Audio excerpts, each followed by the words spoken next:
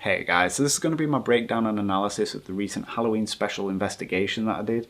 Now, for those of you who watched it, you know that it was quite a long investigation. There was quite a lot of evidence captured, quite a lot of paranormal activity in there. So I didn't really get to break it all down and analyze it as it went along because the video became sort of too long and boring. So the idea of this video is to just sort of point out some of those finer details, some of the things you might have missed, and just share some of my thoughts on the activity that we captured and, you know, some of the conclusions that came to as well. And hopefully that'll clear up some of the queries you guys had from the comments as we go along. So jumping straight in then with the meditation experiment.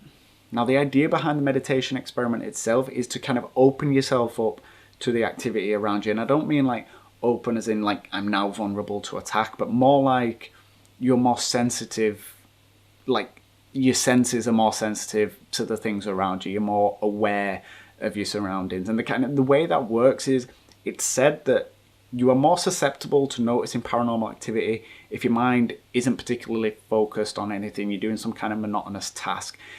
People doing ironing, housework, you know, painting, walking down the street with your headphones on, something like that where your mind isn't focused on anything. It's then that you're more likely to notice something out the corner of your eye. You're more likely to capture apparitions and unusual things, and it's just because of that blank mind kind of state. And that's pretty much what you do during the meditation. You sort of clear in your mind and your senses sort of heighten from there. Now, during the meditation experiment, there was quite a lot of information that came out that really kind of got me thinking. The first one was that it was neither Anna nor Daniel that were present, and that means there was two completely different spirits that I've not really communicated with before. And the other one was that they said they couldn't see me. Now, that was interesting. One, because I don't believe that applies to every spirit. I don't think that for a second. I think this particular spirit maybe just didn't have the energy and it couldn't see or hear me clearly. I don't quite know how that works. It's just this particular spirit said it couldn't see me. Now, with regards to that, there was a comment that said they heard two knocks. Can you see me where you are?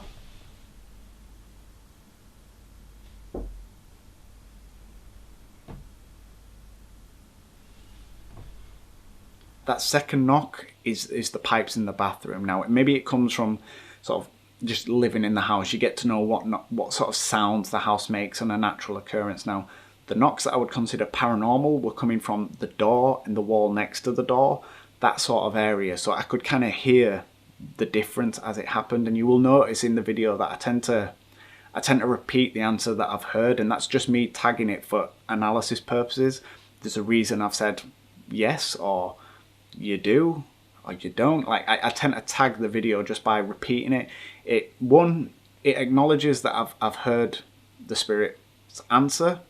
So if they want to correct me, they've got an opportunity to do that. But second, it gives me something to reference during my analysis. There's a reason I've said I've only heard one knock. It's a no, because I've recognised the pipes, if you know what I mean. So that was my thought process there. Now, the idea that the spirit couldn't see me was confirmed a little bit later with the Kinect. I put my hand out and I asked if the spirit could, you know, if it could reach out and touch me, and the skeletal figure appeared almost on cue and reached out. Now, when it reached out, you can see on the Kinect itself that our hands don't connect. It's like just a little bit away and a bit above. And that's almost like it knew roughly where I was, maybe through hearing it, but it couldn't, you know what I mean, connect properly. And I felt the difference as well, because I have asked spirits to touch me in the past, and, you know what I mean, put my hand out, and it almost felt like fingers, like icy fingers just touched my hand, whereas this was like, it was just like my hand got surrounded by a cold air as opposed to that physical touch. So that was really interesting. Now, while I'm downstairs doing a burst EVP session, you know, sort of gauging the house to find out where the spirits have gone, there is another skeletal figure appears on the Kinect upstairs. Now, it follows a couple of seconds after an orb shoots from right to left and then left to right.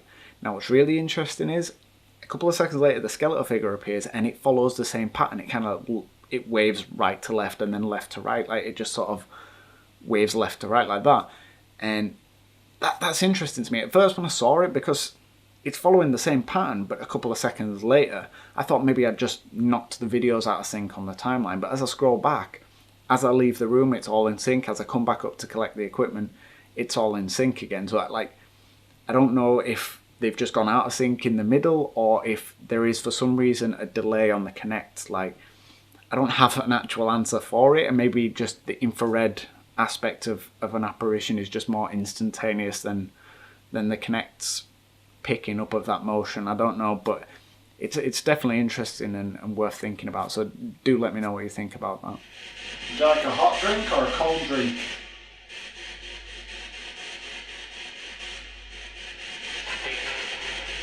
Now, I've only used the Spirit Box modulator on a couple of videos on this channel, and for some reason it just gets hit with controversy every single time. And a couple of people asked why I used reverb. Did I just use it to make it sound spooky? Now, I thought I went pretty light on the reverb during this video. I was very careful with how much I use the modulator in general. I mean, I turned the noise to half to make sure there was some white noise going in. You know what I mean? I'm a fence sitter. I don't want to commit too much to anything. I'm still experimenting. I'm still learning.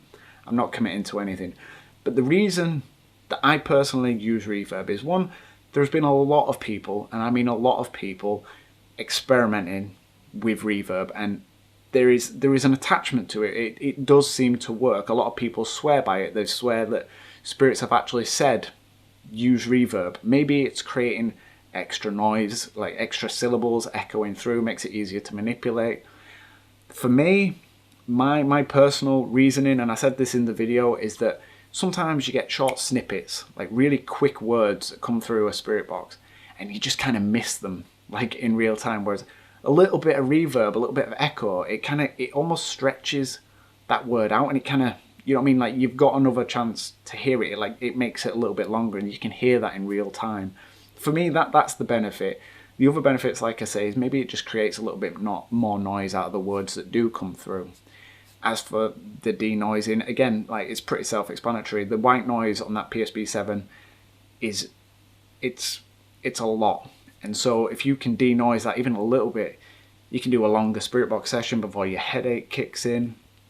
And me personally, I don't think they necessarily need the white noise to communicate. I think it's much easier to manipulate actual words and syllables than it is to speak through the white noise. But then there were a few responses in there that did come through the white noise, or at least it sounded like it. For example, the one that said Left for Dead.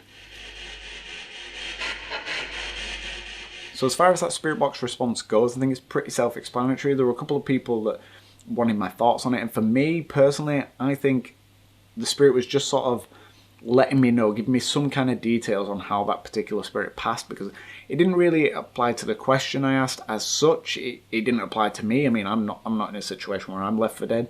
So it was giving me some kind of information either regarding itself or another spirit that was present. And so like I didn't hear it in real time, which is frustrating, so I didn't get to question it a little bit more. But for me, that it was just giving me that kind of detail. Now, as for the Spirit Box session as a whole, there were a lot of great responses and some really good K2 responses as well, which validated some of those words that came through. Like they synced up quite nicely. And there was a point, sort of, I don't, like towards the end of it, really, where it just kept going off, and I pointed out. I said, "There's a lot of great K2 meter responses going on," and then through the Spirit Box came this voice that said, "Oh, the best." Some really good K2 meter responses. Now, jumping forward a little bit to when the Spirit Box session itself was interrupted, there was some footsteps in the living room. I went out to investigate, came back, grabbed the camera, and went in to do some investigating further. Now, there was a loud bang. Now, what followed that bang, there was a sequence of events that just I really find interesting, and because of the way that it progressed. So there was the bang, which obviously made me jump. My heart rate sort of went up, and I took a couple of steps forward, and I started hearing some sound interference. Sounded like it was upstairs. Ooh. Now, there was a chap thought maybe I'd knocked the cable, that sort of thing, but the way the camera's actually set up, I do have it here. You've got the mic up top here, and I wasn't holding it by the handle because it's easy to knock. I was holding it underneath. That's how I like to do it. It's a little bit steadier for me. And you can see there, if I'm holding it underneath, the cable's up here. I'm as far away from it as I can get. Not to mention these cables are connected through XLR inputs, which lock, unlike the 3/4 inch jacks. So they don't have that same interference as much. They're much harder to knock out of place and cause that kind of issue. So that's personally the reason I didn't take that as being a natural occurrence. I thought that was paranormal. And to sort of back that up, a few seconds later, I just got hit with a static charge. Like an icy shiver went straight down my spine. You could see my hair standing on end, and that on top of the noise interference, the knock upstairs, and then a just sudden tiredness came over me. Now, obviously that could be a perfectly natural occurrence. I could have just got tired. It was like 1, 2 o'clock in the morning, whatever it was.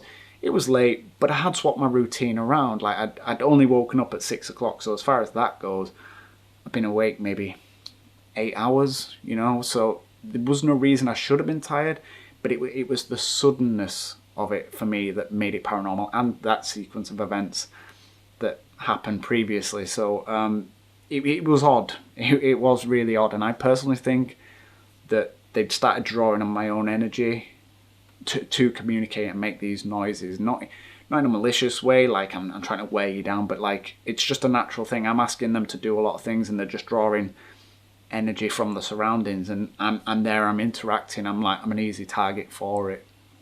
Now, as far as the rest of the investigation went, I think mostly the activity was fairly self-explanatory. I mean, the LED motion sensors going off pretty much synchronized with the footsteps that I heard, so that makes sense. But it's that Kinect figure that appeared at the end. Now, we have to talk about the Kinect itself, because the Kinect is amazing. Like when it is working, and it is working well, and you can kind of guarantee this is a paranormal occurrence and not just glitchy software. It is amazing, because you are physically seeing the skeletal form of a humanoid figure that you cannot see with your own eyes. There is something there that is affecting the Kinect, and I've just no idea how it's possible. I think it's got to be something to do with that infrared spectrum and the infrared grid being able to pick up things that we can't see that are within that infrared spectrum. It's the only explanation for it. But the interaction that came with that last skeletal figure absolutely blew my mind. Now, I got up to check the powder in the kitchen to see if anything had appeared. When I came in, you can just see the shot. You can't see my face, but you can see I just sort of stopped dead, and I'm looking at the laptop, and I'm looking at the sofa, because this skeletal form appeared right where I was just laid, just sort of sat casually, and I'm obviously trying to validate it. I asked, "Can you move your legs?" And the left leg just sort of started moving around.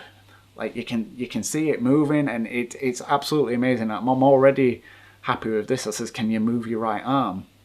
And I'm watching, and the anticipation. I mean, you probably felt it watching it yourself. I'm watching it, and it's at that moment where you're like, I could have wrote off the first bit of interaction, but if it interacts right now, there is absolutely no question that this is a paranormal occurrence. Absolutely no question whatsoever.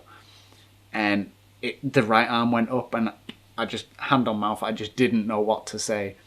I went to thank it, and then as I turned back, the skeletal figure disappeared. And I think personally, it probably used all of its energy in order for the Kinect to pick it up in that way, and to cause it to move. And maybe it just used so much it wasn't able to reappear on the Kinect again. But honestly, I have almost no words to describe how happy I was seeing that, because somebody asked if when you ask them to interact and do something like that, are you kind of hoping deep down that they don't do it? But I think it really depends on what you want from that situation. Like, I'm personally trying to prove that this is a ghost. I want it to be a ghost. That's the point of the Kinect for me. But I think if you were just using the Kinect and something like that appeared, and you weren't really looking for ghost hunting, and you asked that question, I think deep down you would probably be hoping that it didn't move like at all. You would like, thank God that's a glitch. But for me, I was over the moon that it was so interactive and it responded to me like that. Now, I know a lot of you were quite excited to see the powder on the floor test again, and it is a shame that we didn't get anything out of it. I mean, I've been over and over that footage, and I can't see anything out of place. I mean, there were some K2 responses, which was nice, but just not quite enough to make those prints. I'm not too disheartened though, because I will try again, and hopefully one day I'll capture something on it. And I think I caught enough activity around the rest of the investigation that more than made up for it, in my opinion. So I'm not too worried about that. Now, after the investigation, sort of for the next few days, as always, when I do a big investigation or a big experiment, the activity did heighten a little bit, and I did have the cameras rolling, so I am going through that. I've already found a few bits and bobs that I want to show you, so I'm going to probably make a compilation of that sort of stuff for next week. As far as the analysis goes though, guys, that's pretty much it. I hope I did point out a few things you didn't notice and clear up a few queries. So let me know what you think, guys. Thank you all so much for watching, and as always, I'll post any and all activity as and when I get it.